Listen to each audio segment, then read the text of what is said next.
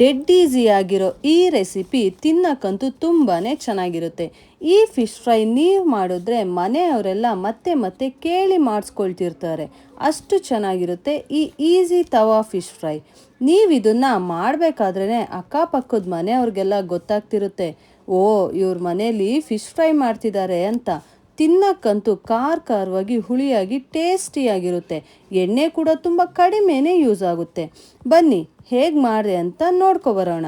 First ಒಂದು bowl ತಗೊಂಡು ಇಲ್ಲಿ ನೋಡಿ, ಲಾಸ್ಟ್ಗೆ ಹಾಕೊಳ್ಳೋ ಕೊತ್ತಂಬರಿ ಸೊಪ್ಪನ್ನ ಫಸ್ಟೇ ಹಾಕೋಬಿಟ್ಟಿದ್ದೀನಿ. ಬಿಡಿ, ಎಲ್ಲ ಮಿಕ್ಸ್ ಮಾಡ್ಕೊಳ್ಳೋದೆ ತಾನೇ. ನೆಕ್ಸ್ಟ್ ಅದಕ್ಕೆ ಒಂದು ಎಗ್ ಹಾಕೊಳ್ತಿದ್ದೀನಿ. ಆಮೇಲೆ 2 ಟೇಬಲ್ ಸ್ಪೂನಷ್ಟು ಕಾರ್ನ್ಫ್ಲೋರ್ ಸೇರಿಸ್ಕೊಳ್ತಿದ್ದೀನಿ.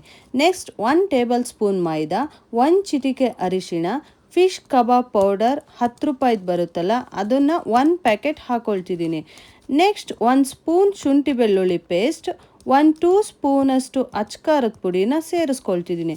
ಸ್ವಲ್ಪ ಗರಂ ಮಸಾಲ, ರುಚಿಗೆ ತಕ್ಕಷ್ಟು ಉಪ್ಪು, ಇದ್ರ ಜೊತೆ 2 ನಿಂಬೆಹಣ್ಣು ಹಾಕ್ಕೊಂಡಿದ್ದೀನಿ. ಸಾರಿ, ಕ್ಲಿಪ್ ಮಿಸ್ ಆಗಿದೆ. ನೆಕ್ಸ್ಟ್ ಇದನ್ನೆಲ್ಲ ಚೆನ್ನಾಗಿ ಮಿಕ್ಸ್ ಮಾಡಿಕೊಂಡು 1 kgಯಷ್ಟು ಚೆನ್ನಾಗಿ ತೊಳ್ಕೊಂಡು ಬಂದಿರೋ ಫಿಶ್ನ ಸೇರಿಸ್ಕೊಳ್ತಿದ್ದೀನಿ. ಒಂದೊಂದೇ ಮೀನು ತಗೊಂಡು ಹೀಗೆ ನೀಟಾಗಿ ಪೇಸ್ಟ್ನ ಹಚ್ಕೋಬೇಕಾಗುತ್ತೆ. ಸೈಡ್ಸ್ ಎಲ್ಲ ನೀಟಾಗಿ ನೋಡಿ ಹಚ್ಕೋಬೇಕಾಗುತ್ತೆ. ನೋಡಿ, ಎಲ್ಲ ಮೀನುಗಳನ್ನೂ ಕಲಿಸ್ಕೊಂಡಿದ್ದಾಗಿದೆ. ಸಾರಿ, ಮೀನುಗಳಲ್ಲ, ಮೀನ್ದು ಪೀಸಸ್ಗಳು ಇವು. ಈಗ ಒಂದು ತವಾ ಇಟ್ಕೊಂಡು ಸ್ವಲ್ಪ 2 ಟೇಬಲ್ ಸ್ಪೂನ್ ಎಣ್ಣೆ ಹಾಕ್ಕೊಂಡು ಫಿಶ್ನ ಬೇಯೋಕ್ಕೆ ಹಾಕೊಳ್ತಿದ್ದೀನಿ. ಒಂದೊಂದೇ ಮೀನುಗಳನ್ನ ತವಾ ಮೇಲೆ ಹಾಕ್ಕೊಂಡು ಬೇಯಿಸ್ಕೋಬೇಕು.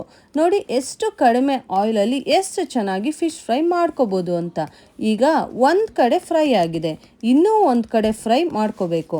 2 ಕಡೆ ಫ್ರೈ ಆಗೋಕ್ಕೆ ಒಂದು 6 to 8 ಮಿನಿಟ್ಸ್. ಈ ಮಳೆಗಾಲದಲ್ಲಿ ಬಿಸಿ ಬಿಸಿಯಾಗಿ ಜಸ್ಟ್ ರಸಮ್ ರೈಸ್ ಜೊತೆ ಈ ತವಾ ಫ್ರೈ ಒಂದಿದ್ರೆ ಸಾಕು. ಆಹಾ, ತಿನ್ನಕ್ಕೆ ಮಾತ್ರ ಸಖತ್ತಾಗಿರುತ್ತೆ. ನೋಡಿ ಎಷ್ಟು ಪರ್ಫೆಕ್ಟಾಗಿ ಬಂದಿದೆ. ನಿಮ್ಮನೇಲೂ ಒಂದು ಸಲ ಟ್ರೈ ಮಾಡಿ. ಈ ತವಾ ಫ್ರೈ ಹೇಗಿತ್ತು ಅಂತ ನನಗೆ ಕಮೆಂಟ್ನಲ್ಲಿ ಹೇಳೋದನ್ನ ಮಾತ್ರ ಮರಿಬೇಡಿ. ರೆಸಿಪಿ ಇಷ್ಟ ಆದರೆ ಒಂದು ಲೈಕ್ ಮಾಡಿ, ಸಬ್ಸ್ಕ್ರೈಬ್ ಮಾಡ್ಕೊಳ್ಳಿ. Thank you for watching.